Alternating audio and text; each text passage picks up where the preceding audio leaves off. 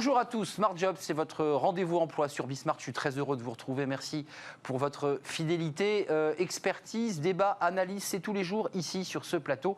On parle RH et on parle emploi. Dans le cercle RH, on s'intéresse aux retraites. Oui, la réforme des retraites aura bien lieu, mais laquelle? On en parle dans quelques instants avec mes invités. Working Progress, notre rubrique à la rencontre des entreprises, des startups qui innovent. Et puis, bien dans son job, on va s'intéresser à une entreprise qui fait du data et qui accompagne justement les RH dans les entreprises. Ce n'est pas de la science-fiction, c'est bien réel. On en parle dans quelques instants. Mais d'abord, le journal présenté comme chaque jour par Cécilia Sévry. Bonjour Cécilia. Bonjour Arnaud, dans l'actualité, aujourd'hui, toutes les créations d'emplois publics au budget 2021 seront affectées dans les services départementaux et aucune dans les administrations centrales. C'est la nouvelle mesure annoncée hier par Jean Castex à l'Assemblée nationale. Une mesure symbolique pour lancer son plan de décentralisation. Jean Castex a confirmé vouloir faire renaître le commissariat général au plan, créé en 1946 par Jean Monnet et enterré en 2005 par Dominique de Villepin. François Bayrou serait pressenti pour ce poste. Plus de 75 000 entreprises ont été créées en France le mois dernier, contre 54 000 en mai et 34 000 en avril durant le confinement. Selon l'INSEE, les créations d'entreprises ont nettement augmenté en juin, retrouvant ainsi leur niveau d'avant-crise. La hausse la plus forte concerne les activités d'hébergement, de restauration, plus 75%, essentiellement dans les activités de la restauration rapide. Au cours des 3 derniers mois, soit entre avril et juin, la création d'entreprises reste toutefois en nette baisse par rapport au même mois de l'année 2019 avec 18% en moins.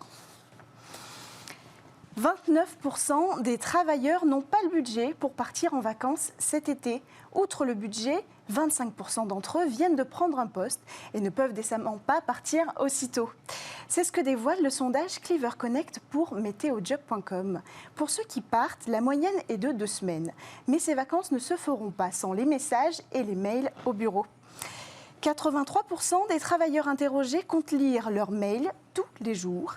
Près de 90% d'entre eux travailleront sur des projets en cours 2 à 3 fois pendant leurs vacances. En cause de cette non-déconnexion, 45% parlent de leurs difficultés à déconnecter et surtout de leur retard à rattraper. Voilà pour les informations du jour et c'est à vous Arnaud.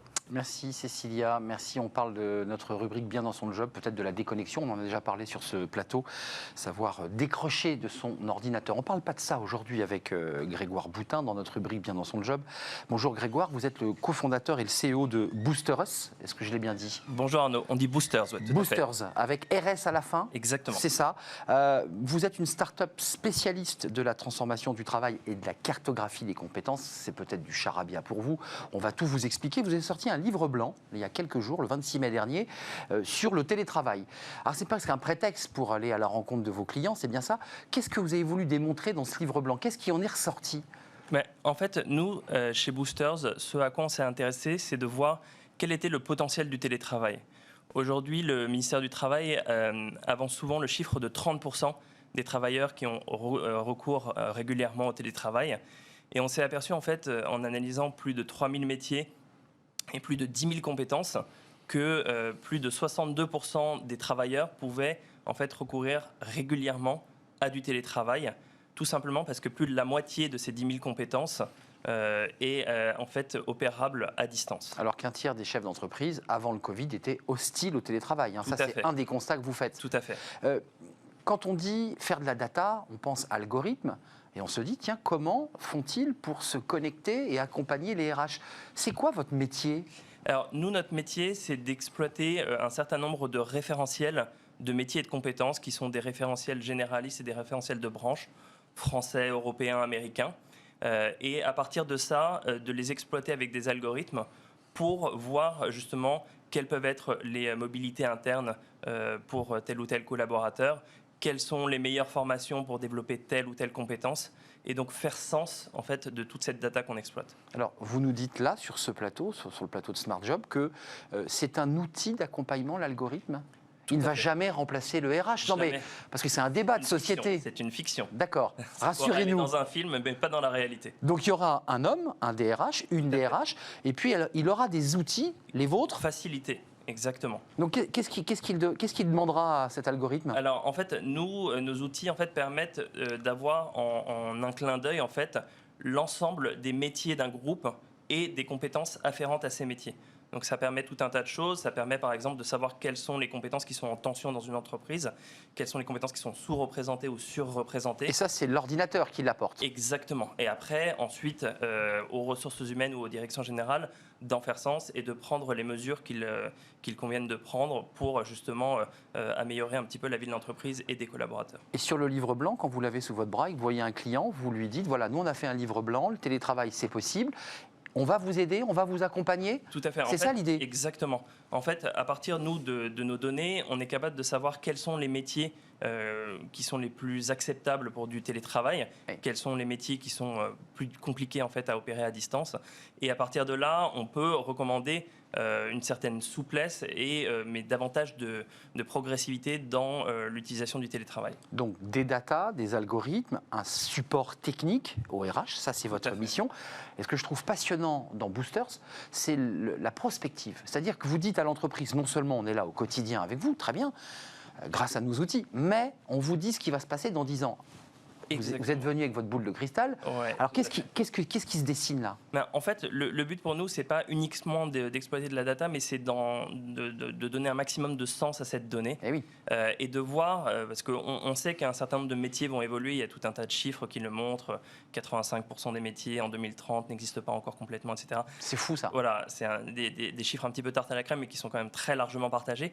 Et nous, notre but, c'est de voir un petit peu quels sont les métiers qui vont être les plus durement impactés, notamment par l'automatisation, la robotisation, pour aider les ressources humaines dans leur plan de reconversion. Lesquels, par exemple? Quels sont les métiers là, dont vous dites on est certain qu'ils vont être impactés très fortement? Par exemple, dans un magasin, le métier de caissier-caissière a besoin, ne va pas disparaître, mais a besoin d'être transformé et accompagné, d'être plus dans une démarche de conseil aux clients. Mais aujourd'hui, vous regardez dans un McDonald's ou un Burger King, il y a des bornes et il y a de moins en moins de gens qui vont payer à la caisse ou qui vont faire une commande à la caisse. Donc votre valeur ajoutée, c'est de dire à l'entreprise, on concentre le collaborateur sur des tâches valorisantes. Exactement. Et la tâche, je dirais, de commande classique qu'on avait avant aux caisses, elle va disparaître au profit de la machine. Tout à fait. Parce qu'à la fois, dans les usines où on peut avoir un certain degré de robotisation ou même dans les tâches finalement plus de services tertiaires, on va avoir tout ce qu'on appelle de la robotique ou des sociétés comme UiPath qui vont automatiser un certain nombre de tâches qui sont faites normalement par un collaborateur sur l'ordinateur. Et tout ça, justement, il faut en avoir conscience et il faut voir jusqu'où on peut pousser le curseur et comment faire sens du métier des collaborateurs. J'allais vous demander, Grégoire, justement, jusqu'où on pousse le curseur. Est-ce que vous allez jusqu'à expliquer à l'entreprise qui va avoir des arbitrages difficiles à faire? Regardez, ça c'est une tâche qui était du télétravail classique, de la saisie par exemple, et ça on peut l'automatiser. Et ensuite à l'entreprise de décider. Il y a un arbitrage là, entre l'homme et la machine. Tout à fait. En fait, nous, notre but, c'est de montrer quelles sont les tâches qui vont être prises par la machine, par les robots, et quelles sont les tâches, au contraire, qu'on peut confier ou reconfier à l'humain pour justement valoriser un petit peu plus son travail. Et la prospective à 10 ans, au-delà des métiers très impactés, les nouveaux métiers qu'on imagine, c'est quoi? Sur lesquels vous dites, là on est sur une prospective, on va aller vers ça. Alors, ça peut être des métiers de service, en fait, assez bêtement. De redonner beaucoup plus de sens à tout ce qui est lien humain. Ça peut être évidemment des métiers autour de la data, mais ça, je pense que j'enfonce un peu une porte ouverte. Et en fait, il y a tout un panel de métiers qu'on voit apparaître et dont les entreprises commencent à s'emparer. Les RH, puisqu'on est une émission qui parle d'emploi et de RH, ils sont très ouverts à vos propositions ou alors ils sont hésitants parce qu'il y a des RH à l'ancienne.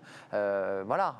Comment ça se passe cette relation entre la data et le RH? Alors, en fait, c'est sûr que c'est pas nécessairement le premier lien qu'on serait tenté d'établir. Ouais, vous parlez de télétravail d'abord. Exactement. C'est ça. Voilà, de sujets plus basiques. Mais en fait, nous, la data, c'est uniquement un moyen pour arriver à une fin. Donc, on n'est pas là pour dire au RH qu'il faut faire ou pas faire. On est là pour éclairer ses décisions, comme peuvent le faire des cabinets de conseil, mais avec une approche plus concrète, plus data-driven.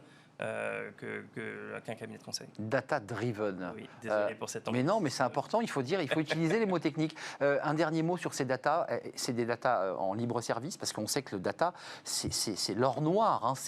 Comment on fait là pour... C'est le nouvel or noir. Alors en fait, chez Boosters, on a des données qui nous sont propriétaires et on a des données qui sont ce qu'on appelle des open data, c'est-à-dire accessibles à tout le monde. Dont l'INSEE, dont vous parliez. Dont voilà, le code ROM pour l'INSEE, dont les référentiels honnêtes ou ESCO pour les États-Unis ou l'Europe. Et ensuite, on a des données qui nous sont propriétaires et qu'on exploite pour aiguiller les décisions des départements DRH. Merci Grégoire Boutin, vous êtes le CEO de Boosters. Il faut aller sur le site parce que vous avez fait des petites vignettes où on vous présente. Vous avez un humour grinçant, dit-on sur votre site. Il paraît que vous avez un humour grinçant, en tout cas c'est écrit sur le site. Ce sont les data au service des RH pour les accompagner puis aussi se projeter dans les 10 à 15 années à venir. C'est évidemment passionnant. Merci d'être venu sur notre plateau, nous éclairer. Tout de suite, évidemment, vous connaissez notre rubrique, c'est Working Progress avec Jérémy Cléda. C'est tout de suite.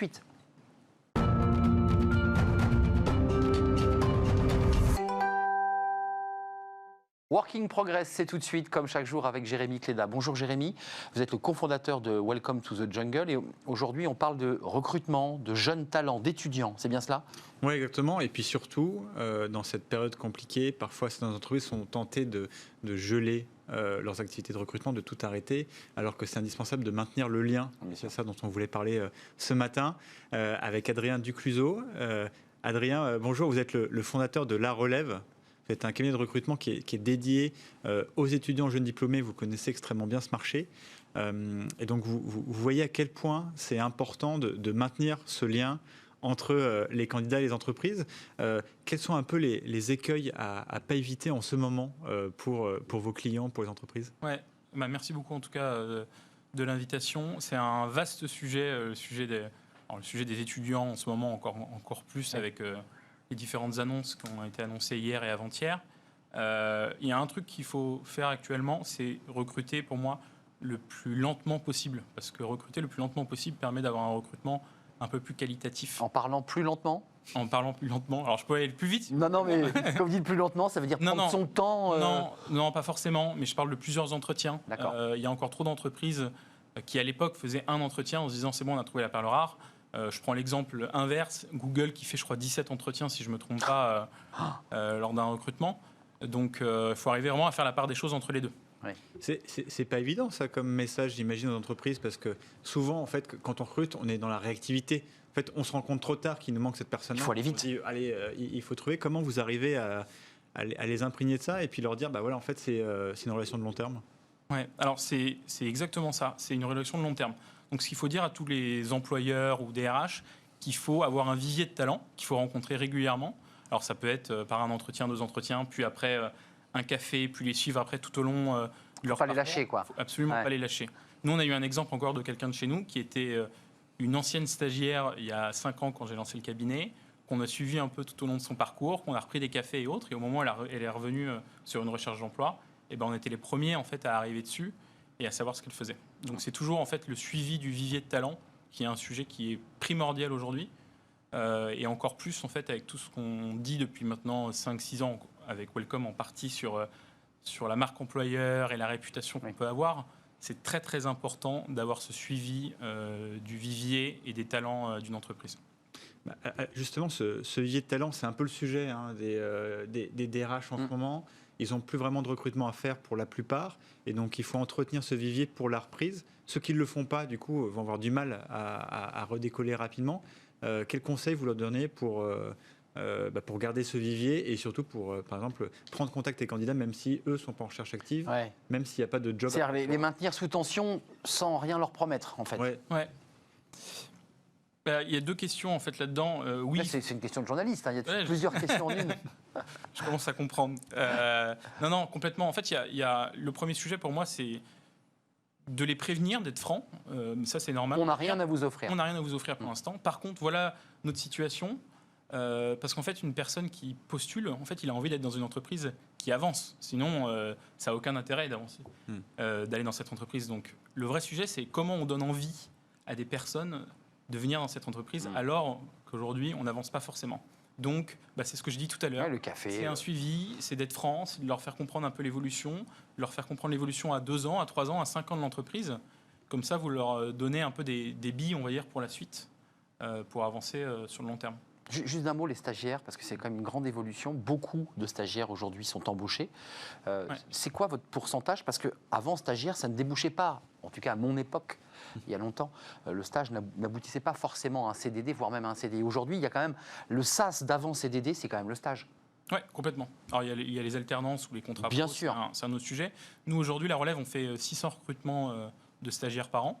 Sur les 600 recrutements, on en fait à peu près la moitié sur des stagiaires de fin d'études, d'école ou d'université ou autre. Et on a 75% de personnes qui restent à l'entreprise après. C'est vraiment un véritable levier pour l'emploi. C'est un chiffre qui est énorme. Est-ce que ça ne serait pas aussi une des solutions pour la reprise d'entreprises qui pourraient se dire focalisons-nous sur ça et ce sont nos talents de demain et en plus on a l'occasion de ils sont avec nous notre relation. Ouais. Est-ce que c'est quelque chose aussi, un message qui est un peu martelé? C'est vraiment le message qui est à marteler en tout cas. C'est 2 choses. C'est bien entendu, en fait c'est des personnes qui vont coûter moins cher au départ, bien entendu. Maintenant, nous on a une étude qu'on fait tous les ans sur la rémunération des stagiaires. On voit que la moyenne en France, c'est 1100 € pour des bac plus 5. C'est pas 436 ou. C'est vrai. Oui, ça a augmenté. Oui, c'est vrai. C'est une très belle augmentation. Même si le président Macron, vous avez entendu le 14 juillet, dit attention, on ne va pas utiliser trop les stagiaires, donc il faut trouver cette espèce d'équilibre. Vous l'avez entendu? Oui, complètement. Alors moi là-dessus, je pense qu'il faudrait augmenter la gratification et encore l'augmenter parce que la différence avec les alternances ou les contrats pro, elle est trop importante aujourd'hui et c'est un vrai sujet. Ça, c'est la première chose. Et après, la deuxième chose, c'est trouver un stagiaire de fin d'études. Ça permet aussi derrière de l'amener dans la culture d'entreprise, de le modéliser un peu sa façon de travailler. Et sur 2, 3, 4 ans, ça coûtera beaucoup moins cher de toute façon que recruter quelqu'un qui a déjà 5 ans d'expérience et passer par de la chasse, par différentes plateformes. C'est un SAS utile, nécessaire. C'est un SAS utile et nécessaire. Et qu'est-ce que vous disent les jeunes? Ils cherchent quoi, vos jeunes, ceux qui passent là entre vos mains? Ils cherchent la tech, ils cherchent l'environnement, ils cherchent l'écologie, ils cherchent à être entrepreneurs, ils cherchent quoi? Ou juste à trouver un job, peut-être. Ouais, c'est ça, peut-être qu'ils cherchent juste un job. Est-ce qu'ils sont exigeants ou ils disent après tout, je suis ouvert à toute proposition Alors, il y a 2 réponses. Avant le mois de mars, je vous avais dit, ils sont ultra qualifiés. Et moi, je donne un exemple qui est très précis. C'est une école de commerce, pour ne pas la citer, TBS, Toulouse Business School. Eux, ils nous ont dit, nous, c'est très simple. En 2 ans, on est passé de 1200 étudiants en stage à 400 parce qu'on prône maintenant l'alternance. Et on est passé de 12 000 à 25 000 offres de stage sur notre plateforme. Donc, pour 400 étudiants, ils ont 25 000 offres de stage. En fait, 3 stages par étudiant ou 10 voire plus, 5 propositions. Ils ont un peu le luxe d'avoir le choix. Ils avaient le luxe d'avoir le choix. Donc à l'époque, ils auraient dit moi je vais prendre mon temps, je vais réfléchir. Plus maintenant. Aujourd'hui, c'est un autre sujet, donc je pourrais revenir dans l'émission pour vous donner un retour sur une étude qu'on va faire plutôt à la rentrée. Peut-être un dernier mot alors. Nous, par exemple, on a des milliers de personnes sur Welcome Jungle qui nous demandent comment je vais faire pour trouver mon stage, comment je vais faire pour trouver mon premier job, alors qu'une partie de l'économie s'est un peu effondrée. Quels conseils vous leur donneriez pour activer cette démarche, activer leur recherche et puis trouver la bonne boîte pour eux? C'est un vrai sujet. Maintenant, moi, je donne toujours un peu la même méthode. C'est une sorte un peu d'entonnoir en disant, voilà, essayez déjà de prendre un temps devant une page blanche, la méthode de la page blanche, en se disant, OK, quel est le secteur d'activité qui m'intéresse, quelle est la fonction? Et là, en fait, il n'y a pas uniquement 3 entreprises. Je vais parler du luxe, par exemple. Il n'y a pas que LVMH, Chanel, Hermès. Il y a une centaine, des milliers d'entreprises là-dedans qui peuvent être des fournisseurs ou autres, sur lesquels ils peuvent des sous-traitants qui sont en fait pas connus, qui sont pas assez sur des plateformes digitales. Je pense qu'il y a déjà eu un énorme travail qui a été fait grâce à Welcome pour évangéliser une partie de ces entreprises-là. Mais il y en a encore qui sont deuxième rideau et qui recrutent. Exactement. Donc il y a ce travail en fait à faire pour les étudiants ou les jeunes diplômés, de prendre le temps sur sa page blanche en se disant, OK, quel est le secteur d'activité, quel est le poste? Commencer par déjà, il y a peut-être quarantaine, centaine, des milliers d'entreprises. C'est l'entonnoir. Et après, faire l'entonnoir. Merci Adrien Ducluseau, fondateur de La Relève, qui est associé aujourd'hui et directeur associé du groupe Team Inside, faut-il le préciser. Merci d'être venu nous rendre visite dans Working Progress. Tout de suite, c'est Travailler demain. Vous connaissez notre rubrique à la rencontre d'une start-up innovante. Et Jérémy Cléda est avec moi, évidemment.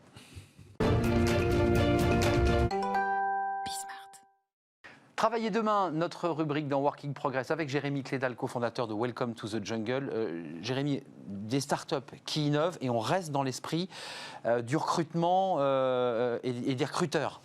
Ouais, et de la relation tellement clé entre un candidat et une entreprise. On l'évoquait, ouais. Le candidat, c'est pas seulement la personne qui pourrait rejoindre votre entreprise, c'est peut-être aussi votre prochain ambassadeur ou votre prochain détracteur, quoi. Donc la relation est clé. C'est le sujet, en tout cas, de Mathieu Penet et de Yago que vous avez fondé. Hein. Exactement, il y a 4 ans. Et alors, expliquez-nous comment, justement, vous accompagnez les entreprises pour s'assurer que cette relation, elle se fasse le mieux possible. En fait, c'est parti d'un constat assez simple de se dire que chercher un emploi, c'est pas anodin pour quelqu'un. Et que quand on postule dans une entreprise, on s'investit quand même un peu. Et on veut postuler dans une entreprise qu'on aime bien. On est intéressé par le job, mais on aime aussi bien l'entreprise. On l'aime bien parce qu'on est client, on l'aime bien parce qu'on connaît quelqu'un qui travaille dedans. Et du coup, on se dit, oui, je m'investis et je dépense un quart d'heure de ma vie pour postuler dans l'entreprise. Et ce qu'on a vu, c'est que la plupart du temps, le recruteur, il n'avait pas ni la bande passante, ni le temps pour être capable de gérer le flux de candidatures entrant. Bien sûr.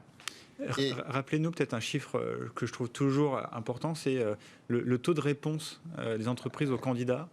Il y a deux chiffres qui sont assez flagrants. C'est qu'il y a 54% des candidatures qui ne sont pas étudiées par les recruteurs. 54. Une sur deux. Plus qu'une sur deux. Parce qu'en fait, elle passe où ? À la corbeille ? Non, c'est juste que le candidat, il a postulé 3 jours trop tard et que le recruteur, il avait déjà trouvé des profils qui correspondaient. Il a déjà de quoi faire son métier pour staffer son poste. Donc, le process est ainsi fait que l'annonce, elle continue d'être diffusée et que les candidats continuent de postuler, mais ça crée énormément de frustration.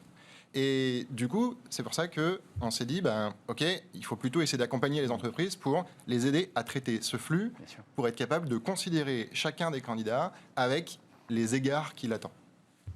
Donc, c'est comme ça que... Jérémy, pardon. Non, parce que c'est la promesse, en tout cas, quand on va sur votre site, elle est très claire. La baseline, c'est plus de bienveillance dans le recrutement. Ouais, exactement. Alors, comment vous faites pour travailler avec des recruteurs ce sont des gens qui n'ont pas beaucoup de temps, qui doivent tout consacrer à ce qu'ils doivent faire. Et en plus, il y a une logique quand même de retour sur investissement de ce qui est fait. Voilà. Comment on leur dit de passer du temps sur la bienveillance ? Il y a deux axes, en fait. Pourquoi est-ce que nos clients signent chez nous ? Il y a 2 choses qu'on a vues. C'est, petit 1, il y a une énorme frustration chez tous les gens qui font du recrutement. Les gens qui, en fait, ont décidé de faire une carrière dans les RH et dans le recrutement, c'était pour aider les gens. Oui, c'est ça, mais ils ne peuvent pas. Et en fait, ils sont constamment un espèce de cas de conscience en disant « Ah là là, je reçois 40 000 candidatures par an, c'est impossible de répondre à tout le monde, c'est impossible de traiter tout le monde. » Mais pourtant, ce n'était pas vraiment la promesse que je m'étais faite à moi-même en intégrant ce job. J'avais cette éthique en arrivant, voilà. Et donc là, il y a un premier malaise. Et il y a un deuxième malaise qui est, très souvent, les outils qui gèrent les processus de recrutement permettent de répondre aux candidats. Mais permettre de faire, c'est pas réellement faire. Donc il y a cette autre illusion du « je pourrais répondre à mes candidats », je le ferai plutôt vendredi après-midi parce que dire non à un candidat, c'est la pire partie du job, donc on a plutôt tendance à vouloir le faire en fin de semaine. On le met sous le tapis, puis on le fait pas. On le fait pas. Ouais.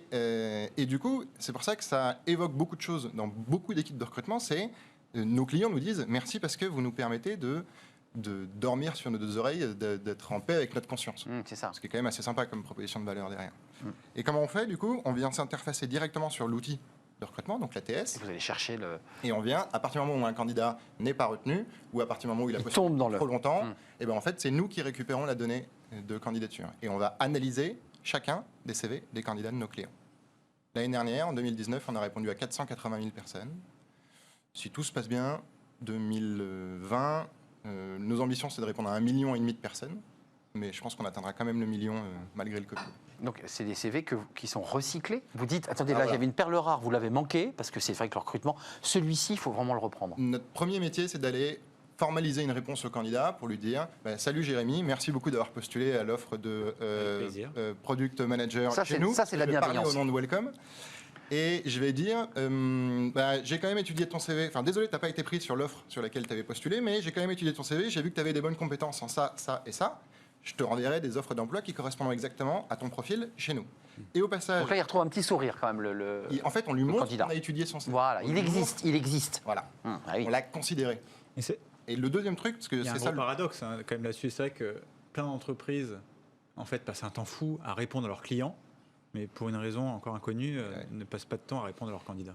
Souvent, ça arrive que les DRH se fassent remonter les bretelles par les responsables de communication ou marketing en disant en fait, on fait tout pour rendre la boîte la plus belle possible, nous, avec le marketing et la communication. Et puis vous nous la sabotez en répondant pas. Le recrutement, vous êtes une usine à créer des déçus et à créer des détracteurs.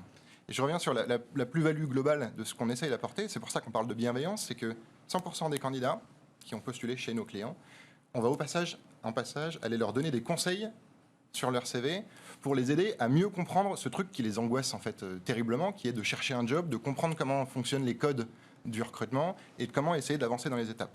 Ça, c'est la première partie, répondre à tout le monde.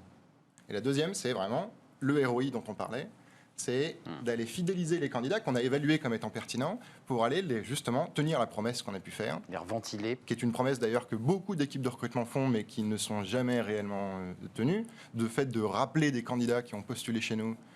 Oui, c'est une porte de sortie facile. De voilà, faire qu'on va exactement. Bien sûr. Mais en fait, ça n'arrive jamais. C'est grâce à vous qu'on entretient ce fameux vivier de candidats dont on parlait un peu plus tôt. Exactement. Et du coup, on va aller le remettre en début de process pour qu'ils repostulent sur les offres d'emploi. Et en 30 secondes, ces candidats sont des citoyens et des consommateurs. Ça évite que ces citoyens-consommateurs disent du mal de la marque, n'achètent plus la marque et soient des vecteurs négatifs pour l'image de la marque. L'étude qu'on a sortie avec l'IFOP la semaine dernière, c'était 60% des candidats sont prêts à boycotter une marque avec laquelle ils ont eu une mauvaise expérience de candidature. Par mauvaise expérience, c'est pas de réponse ou une réponse automatisée. Donc c'est très dangereux évidemment pour l'entreprise. Merci d'être venu sur le plateau, Mathieu Penet, fondateur de Yago. C'est intéressant de s'intéresser justement à ce candidat citoyen. Merci Jérémy Cléda. Welcome to the jungle. On se retrouve demain évidemment pour de nouveaux invités, de nouvelles aventures, de nouvelles rencontres. Tout de suite, c'est notre cercle RH, vous le connaissez, c'est notre débat et on s'intéresse aux retraites. Bah oui, les retraites reviennent sur le devant de l'actualité, mais pourquoi ? On y répond dans quelques instants.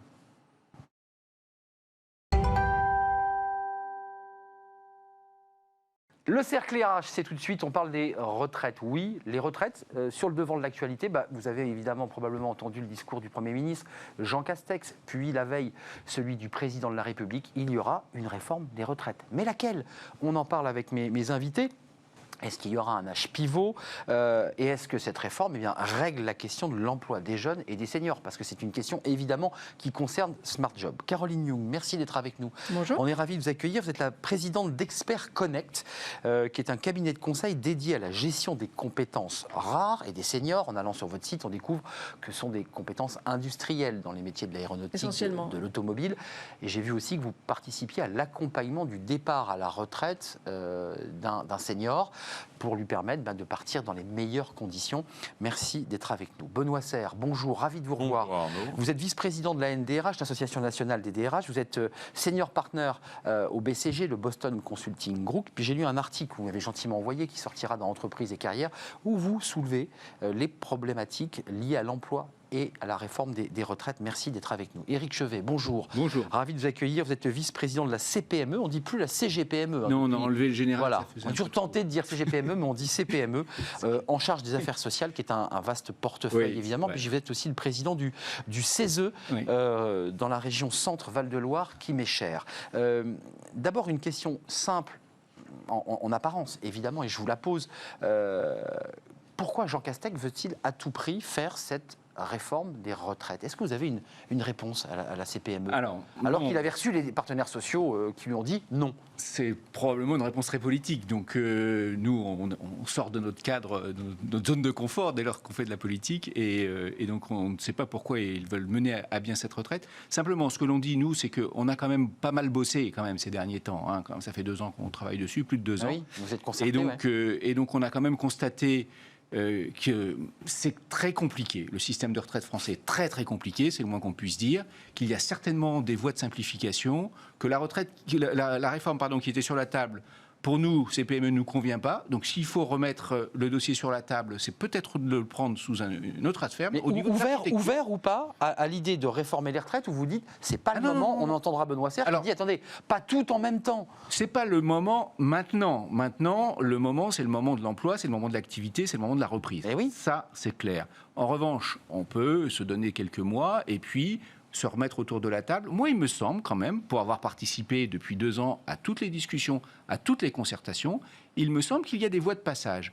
Ça serait quand même intéressant d'essayer de les creuser. C'est ça que je mets simplement sur la table. On parlera des carrières longues. Je donne la parole, Benoît Serre, mais Caroline Young. Comment vous regardez ce débat de votre fenêtre Expert Connect? Vous êtes avec des seniors, vous placez des talents dans des entreprises et vous vous apercevez, quand vous ouvrez la fenêtre, que les seniors à 48, 49, les entreprises s'en libèrent.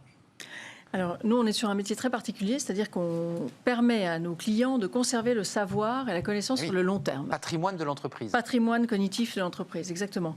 Et donc, on va gérer les experts, nos experts, ils sont retraités, mais on les appelle nos experts, qui détiennent des savoir-faire stratégiques pour les entreprises qui ont besoin d'être transmises, conservées, envoyées, etc. Donc moi, je ne suis pas une experte comme nos amis de la négociation sur la réforme des retraites. Vous êtes une actrice de ce dossier. Je vis avec oui. le cadre législatif qui nous est imposé. Ce qui est sûr, c'est que je constate des inéquités énormes entre les personnes du système public, du système privé, etc. Et je pense qu'une remise à plat était absolument nécessaire. Et je souhaite de tout cœur que cette réforme aboutisse. Mais qu'est-ce que qu'on vous puisse disent avoir, vos seniors? Qu'est-ce qu'ils vous disent? Ils vous disent, moi je veux continuer à travailler parce que j'ai l'expertise, j'ai la santé, ou ils vous disent, moi j'ai assez travaillé, je veux partir? Alors ça dépend vraiment des profils, il y a tout. Mais il y a une demande aujourd'hui de la part des seniors avant la retraite de poursuivre une activité professionnelle qui est énorme. Ils ont envie de continuer à être reconnus. Alors bien sûr, il y a ceux qui souhaitent faire de la pêche, etc. Tant mieux pour eux.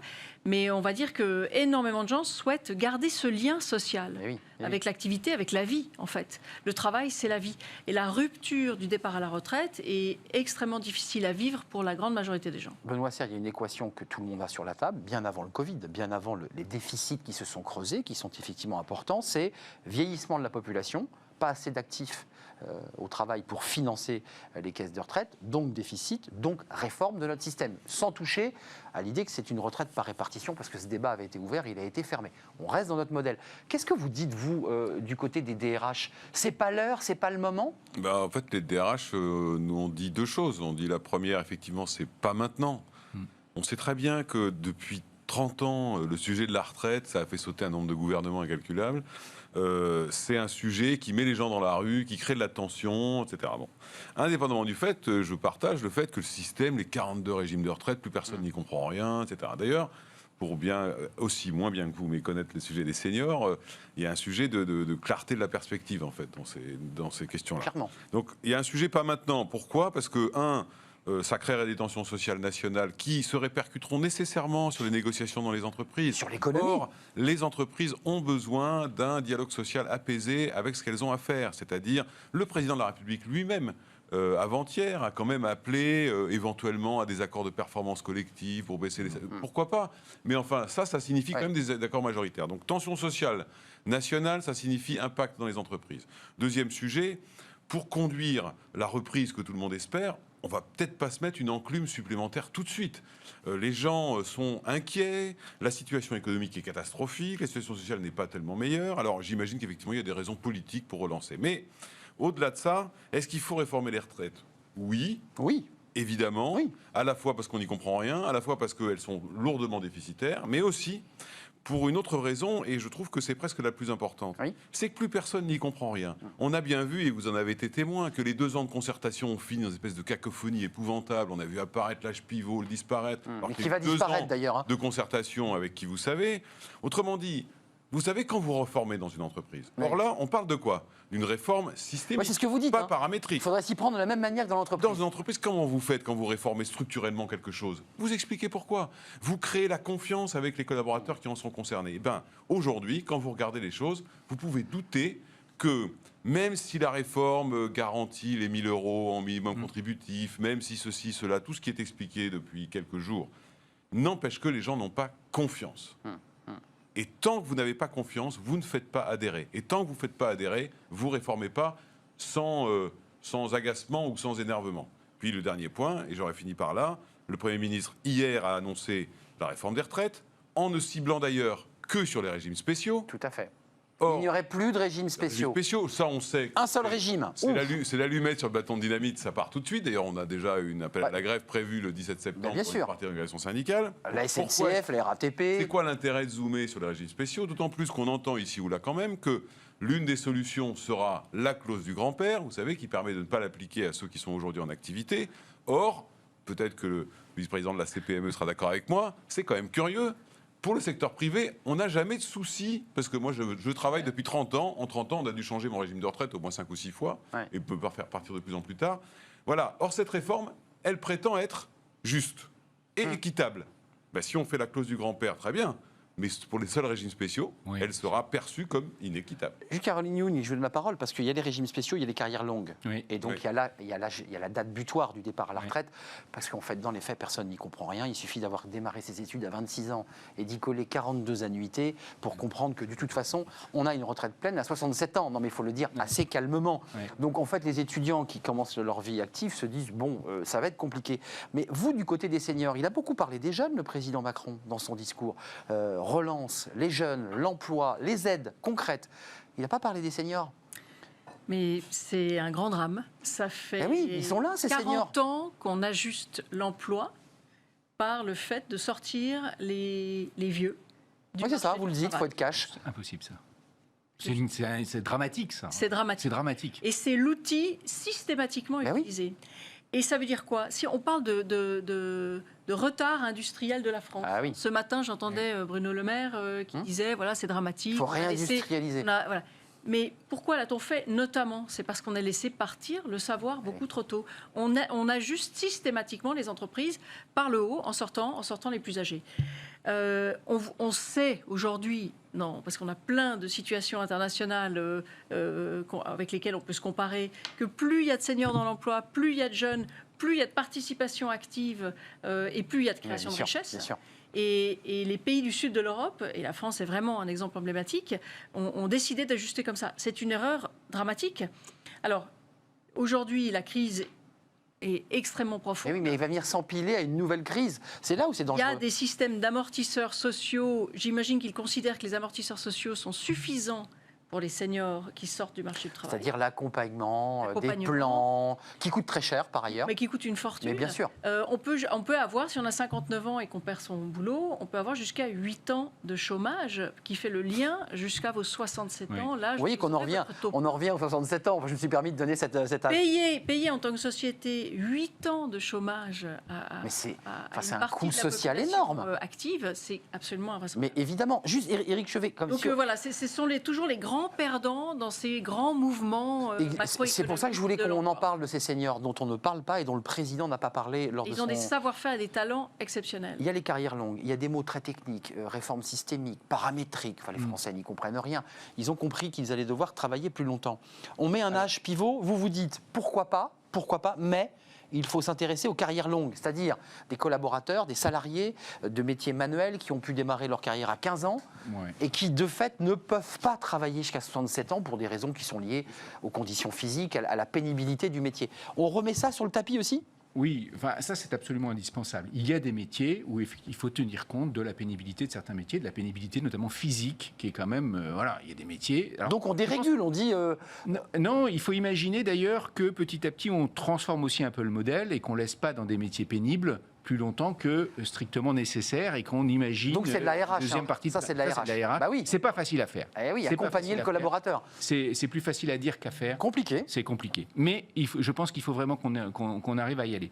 Deuxièmement, après, il y a quand même la première chose que je me suis posée, moi, quand on a abordé le dossier de l'emploi des seniors, on a une sémantique, ça peut paraître dingue, mais on a une sémantique qui est complètement inadaptée. On parle de seniors à 50 ans, vous vous rendez compte? Voire même 45, c'est 45. Il y a un moment, il faut reprendre ça, quoi. Nous, on avait proposé. C'est pas forcément que de la sémantique, parce que derrière, ça veut dire que les textes s'ajustent. Quand on parle de senior, politique senior, pour moi, c'est passé 60 ans. C'est pas avant. Et donc, c'est-à-dire que tout ce qui s'applique à une politique senior viendrait plus tard et qu'on laisserait dans l'entreprise. Aujourd'hui, trop souvent, on utilise en fait l'assurance chômage comme une pré-retraite. On vient de l'entendre. C'est pas normal. On fait le joint, comme on dit. C'est pas normal. On va avoir 30 milliards... Pardon. On avait 30 milliards de dettes, on va avoir 65 milliards de dettes à l'assurance chômage, après l'activité partielle.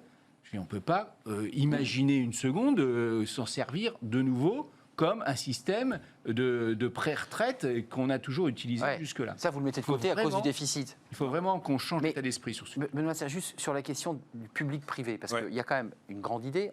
il y a les régimes spéciaux qui avaient déjà été ciblés dans la réforme précédente. Là, l'idée, c'est qu'il en reste 42 et qu'il faut en faire plus qu'un. Et l'autre idée, c'était que public et privé n'avaient pas les mêmes droits d'accès à la retraite. Les 6 derniers mois, on se souvient, et les 25 meilleures dernières années pour le privé, il y avait une inéquité.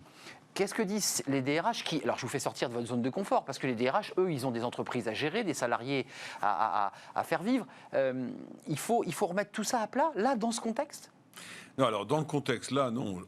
Tout à l'heure, je pense oui, que c'est extrêmement dangereux parce que sincèrement, c'est pas qu'on a d'autres sujets à traiter, mais la première urgence, c'est quand même l'emploi, c'est créer des emplois, en maintenir, en détruire le moins possible et recréer de la confiance dans l'entreprise. Les gens sont traumatisés par ce qui vient de se passer quand même. On commence déjà à voir d'ailleurs des statistiques de RPS, de fatigue qui sont en train d'exploser parce que les gens sortent.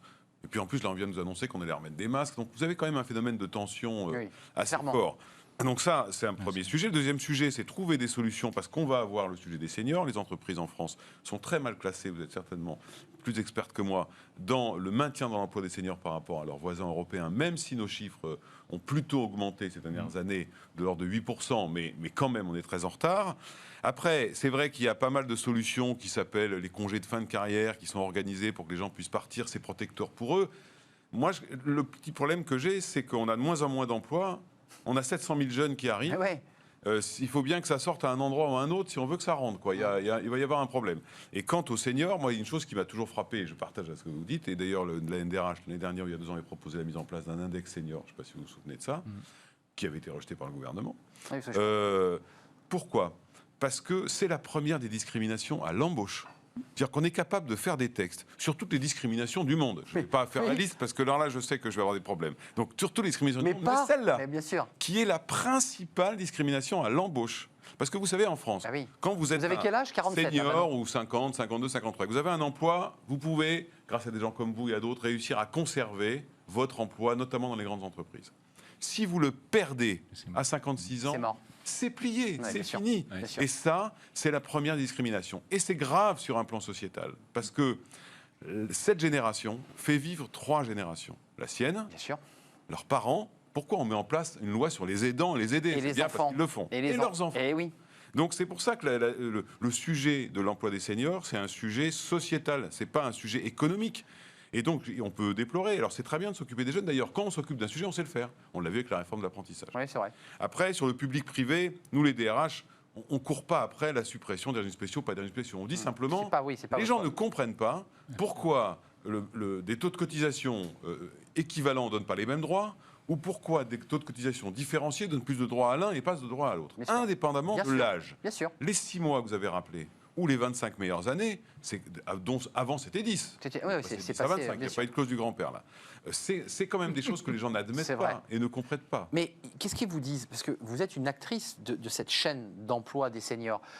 Est-ce que vous dites, vous, en tant qu'experte non politisée, dérégulons, laissons la liberté à tous de pouvoir travailler comme ils le souhaitent, au-delà même de 65 ans, et puis intéressons-nous, et là je me tourne vers la CPME, aux questions des carrières longues. Est-ce qu'on dérégule? Parce que cette question de l'âge pivot, c'était Édouard Philippe qui le portait, ça a cristallisé des tensions. Un âge où il faudrait travailler jusqu'à. Est-ce qu'on dérégule? Alors, la dérégulation, en fait, elle existe en partie, puisqu'aujourd'hui, on peut travailler après la retraite. C'est ça. Très librement. Après 62 ans. Après 60, ce que vous voulez. Après ce qu'on veut d'ailleurs. Les régimes spéciaux peuvent travailler après leurs 57 ans quand ils partent à la retraite. On peut travailler. Et nous faisons travailler des retraités. Donc voilà, il y a des moyens. Maintenant, donc ils cumulent, pour être très concret, ils cumulent leur retraite, leur pension, avec plus une nouvelle l'emploi activité. Et la nouvelle activité. Il faut voir qu'il y a énormément de retraités qui travaillent des volumes qui sont assez faibles. Donc en fait, ils complètent leur retraite. Ils arrondissent, excusez-moi, un peu leurs fins de mois qui sont parfois faibles. Ils complètent leur retraite pour retrouver leur niveau de revenus d'avant leur retraite. Enfin, vous soulevez un point qui sont que les pensions sont faibles et que aujourd'hui, les seniors, les retraités doivent avoir... Pas toutes les pensions sont pas faibles. Toutes. Non, pas du tout. Par rapport au dernier salaire, etc. En fait, plus on avait une carrière modeste, plus la pension est élevée par rapport à son dernier salaire. Ce sont les très hauts salaires, en fait, qui perdent le plus. La décote est plus forte. La décote est très forte. Aujourd'hui, il ne faut surtout pas remettre des freins au travail post-retraite. Le gouvernement Hollande, sous la pression les syndicats disent, attendez, si vous faites ça, nous les jeunes, ils ne rentrent plus au boulot. C'est mineur. C'est mineur. On parle de volumes d'activité qui sont très faibles et de connaissances qui sont indispensables. C'est ça, non, mais j'ai... Mais le gouvernement Hollande avait remis des freins, de nouveau des machines hyper complexes, savoir si on cumulait, machin, on était plafonné, pas plafonné. Enfin, voilà. Alors que Sarkozy avait déplafonné tout en disant ceux qui veulent retraiter, c'est bosser. Travailler plus pour gagner plus, vous vous souvenez? Oui, c'était ça. Ils travaillent, ils apportent de la richesse, ils payent des impôts, tout est mieux. Benoît Serre fait la moue. Qu'est-ce que vous dites du côté des syndicats, parce que vous allez être reconvoqué, la négociation va reprendre, et ça va être long. Quelles sont les propositions concrètes en cette matière? Vous dites, on dérégule, on laisse la liberté aux collaborateurs de pouvoir poursuivre et donc de cumuler, c'est-à-dire d'augmenter leurs revenus, mais en même temps, il ne faut pas laisser des salariés le dos brisé jusqu'à 65, 67 ans, parce que cette question-là, elle est fondamentale. Alors, je crois qu'il faut bien rappeler quand même que l'âge pivot a été inventé, singulièrement d'ailleurs par le système de complémentaire du privé, la GIRC-ARCO. Il a été inventé parce qu'on a un âge de départ à 62 ans, qui est un âge totémique sur lequel on ne veut pas toucher. Qui ne veut rien dire.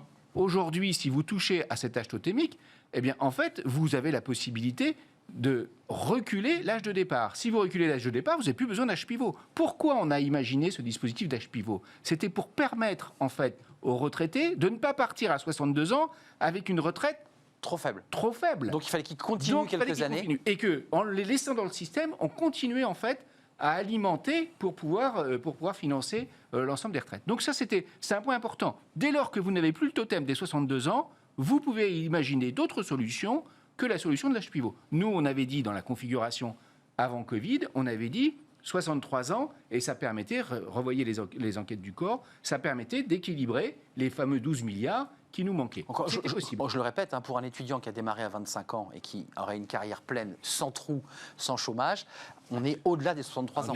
On est au-delà. Donc, vous voyez, il y a quelque chose qui surprend les Français qui s'intéressent au sujet. Ils ne comprennent pas cette histoire. Dans le même temps, en fait, que l'on propose effectivement de reculer cette limite, et aujourd'hui, ça n'est plus un totem présidentiel, visiblement, du moins c'est ce que nous a dit le Premier ministre, donc j'imagine qu'il y a des ouvertures sur le sujet. Et donc, vous en saurez plus bientôt. Mais oui, et donc...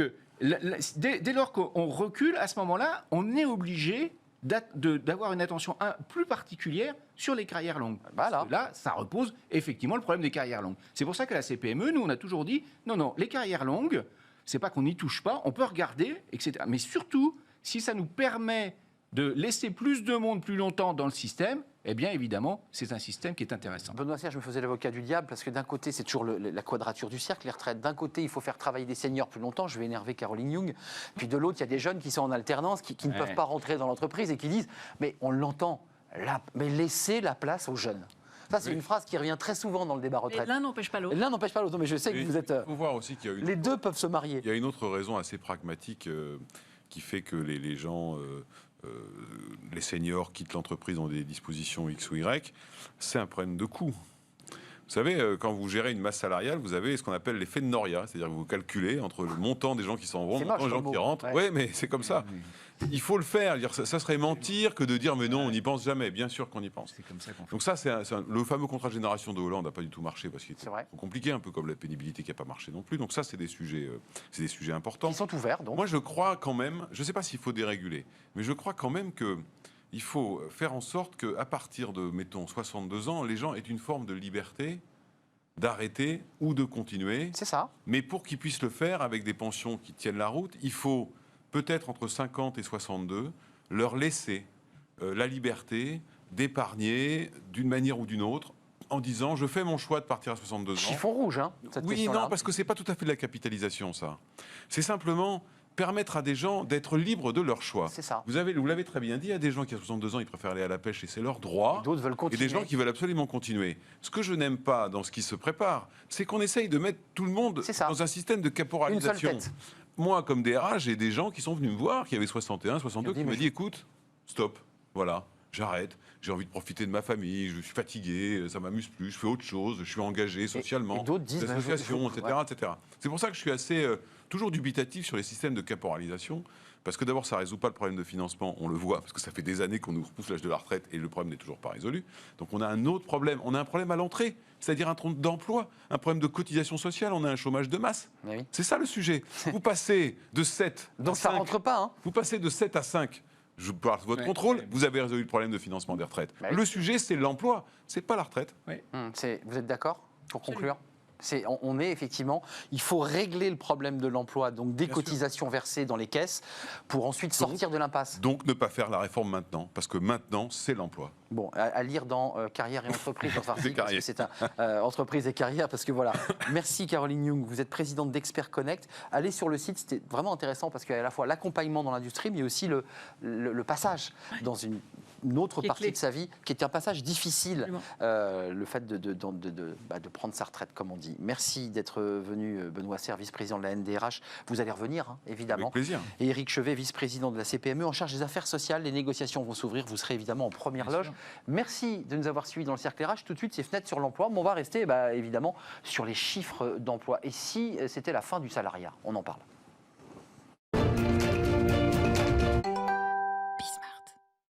Fenêtre sur l'emploi pour clore Smart Job. Avec nous, Thierry Bismuth, un habitué de notre émission. Thierry, vous êtes le fondateur du réseau Odyssée RH. Et vous nous racontez souvent des histoires sur le plateau. Alors, la fois dernière, histoire de couple pour nous éveiller au sujet du contrat. Et là, vous vous projetez autour de la fin du salariat. En faisant à la fois de la science-fiction et de l'histoire très ancienne. Est-ce que je résume bien? C'est exactement, très bien dit. Je vais me poser la question de savoir si on refermerait ou pas la parenthèse du salariat. Alors pour faire ça, je vais vous ramener très très loin en arrière. On va se ramener 100 000 ans en arrière. Ah oui. On est sur le Mont Saint-Michel, on est Néandertal et on chasse le mammouth. À l'époque, on chassait le mammouth là-bas. Et notre Néandertalien, il est avec ses confrères et il chasse le mammouth. Et le soir, ils rentrent et ils vont partager le produit de la chasse autour d'un bon repas que parfois les femmes auront préparé. Ils vont partager les ivoires, les os. Bref, ils vont partager le fruit de leur travail. Mais notre Néandertalien, il n'est employeur de personne et il n'est salarié de personne. Hein. Donc, il n'y a pas de contrat de signé là. Pendant des centaines de milliers d'années, on a vécu en société sans contrat de salariat. Et puis, je vais nous rapprocher de nos temps modernes. Si on se met à Rome ou en Égypte il y a 2000 ans, de la même manière, il y avait, et même d'ailleurs à Notre-Dame, il y a 500 ans, au pied de Notre-Dame, sur le parvis de Notre-Dame, on avait des marchands, on avait des paysans bien sûr dans les champs, on avait des tapissiers, des ferronniers, mais on n'avait évidemment pas du tout de salariat. Encore à l'époque, le salariat c'était une très petite exception, notamment pour les apprentis qui apprenaient le métier pour devenir maître artisan, mais le salariat c'était vraiment, d'ailleurs c'était souvent le produit d'une déchéance. On avait fait retour de fortune, on devait vendre ses journées. Pas le choix. Voilà, le salariat, c'était vraiment perçu comme ça. À la journée d'ailleurs, hein, on travaillait à la tâche. On se facturait exactement à la tâche. Donc vraiment, toute petite exception est plutôt une déchéance. Ce que je veux simplement nous faire remarquer, c'est que sur les 100 000 dernières années, le salariat, ça représente, allez, 1 pour 1000, 1 pour 2000 de notre temps de vie en société. Alors qu'on a le sentiment aujourd'hui que c'est le modèle unique et incontournable. Je disais science-fiction et histoire. Science-fiction, c'est vrai, pas totalement, parce que le salariat disparaît doucement. Alors c'est vrai qu'effectivement, d'abord il s'est beaucoup développé évidemment à la faveur de la révolution industrielle, il a fallu les hauts fourneaux, il a fallu descendre dans les mines pour chercher le charbon, donc évidemment il s'est beaucoup développé, il s'est accéléré dans les années 50 avec le Fordisme. L'avantage d'une chaîne économique, c'est qu'on ne fait pas l'histoire, tout le monde la connaît. Et effectivement, on voit bien qu'effectivement, il y a une tendance. Alors pourquoi est-ce qu'on se pose la question? Vous avez raison, il y a 3 raisons pour lesquelles on se pose la question aujourd'hui de savoir si le salariat a de l'avenir. On le lit parfois dans la presse, c'est la fin du salariat. Bon, de manière d'abord très, très conjoncturelle, il y a beaucoup moins d'emplois en ce moment à pourvoir. Il y en aura évidemment beaucoup moins à partir de la rentrée. Pourtant, les entreprises n'ont pas forcément beaucoup moins de besoins. Elles ont des besoins de services, mais notamment les petites entreprises ont peur d'embaucher. Et donc, si on était capable de leur proposer du service et non pas des salaires, certains seraient capables de proposer du revenu à des gens qui se proposent en tant qu'indépendants. Et c'est pour ça que c'est intéressant. Oui. Vous soulevez quoi, Thierry? La question de l'ubérisation aussi? L'idée qu'on prestate, on n'est plus dans un contrat et dans un lien de subordination, mais on est avec un prestataire. Alors, bon, d'abord, première remarque, c'est qu'évidemment, on reste quand même très fondamentalement attaché au salariat, avant même de pouvoir parler des conséquences positives. Pourquoi? Parce que le système est ainsi fait. On a créé le système bancaire, il faut pouvoir emprunter pour pouvoir se loger, on sait créer des charges fixes. Aujourd'hui, tout le système, évidemment, favorise le salariat. On pourrait tout à fait imaginer un système qui aille beaucoup plus loin que ce qui existe aujourd'hui, pour permettre à l'indépendant, à l'entrepreneur d'avoir un revenu minimum garanti les mauvais mois, d'avoir un vrai contrat de chômage ou une vraie assurance chômage, quelque chose de plus que symbolique. Donc on pourrait effectivement imaginer un système qui favorise l'entrepreneuriat au sens large, ce qui n'est pas encore tout à fait le cas aujourd'hui, en tout cas pour la sécurisation. Dernière question, pour quel métier ça pourrait s'adapter le mieux? Parce qu'on a déjà des secteurs où on n'est que dans de la prestation, et je réutilise le mot ubérisation, mais ce serait quoi les métiers? À vrai dire, il faut retenir que dans beaucoup d'actions, on pensait que le télétravail ne fonctionnerait jamais, et finalement on s'est rendu compte que ça fonctionnerait, que ça fonctionne, et donc il faut bien comprendre que l'entrepreneuriat, ça peut évidemment s'adapter pour la comptabilité. On voit très bien qu'on pourrait avoir des comptables qui sont du coup payés au bulletin de paye, on pourrait avoir dans la RH des gens qui sont payés à l'entretien ou au recrutement. On pourrait évidemment l'imaginer dans des commerciaux, ça existe déjà, mais aussi sur des métiers informatiques, sur du marketing avec des gens du marketing. Donc on peut l'imaginer sur beaucoup de métiers. Ce qu'il faut retenir, c'est que lorsque je suis un salarié, finalement j'ai un méchant patron. Lorsque je suis un entrepreneur, je n'ai que des gentils clients. Et c'est peut-être le fin mot de l'histoire, transformons les employeurs en gentils clients. C'est peut-être ça l'appel que je fais à l'entrepreneuriat. Oui, une nouvelle relation sociale dans l'entreprise, mais aussi une question de modèle social, puisque vous l'évoquiez, le salariat, c'est aussi notre modèle social protecteur, c'est aussi le sujet. Merci Thierry Bismuth, qui nous raconte toujours, vous l'avez remarqué, de belles histoires, ou des histoires qui partent de la préhistoire aujourd'hui, pour nous parler justement de la fin ou pas du salariat. Fondateur du réseau, je le rappelle, Odyssée RH. Merci de nous avoir rendu une petite visite. C'est la fin de Smart Job. Je vous retrouve demain, bien entendu, pour de nouvelles aventures, à la rencontre d'autres entrepreneurs, de chefs d'entreprise et de DRH. D'ici là, restez fidèles à Bismart et à demain.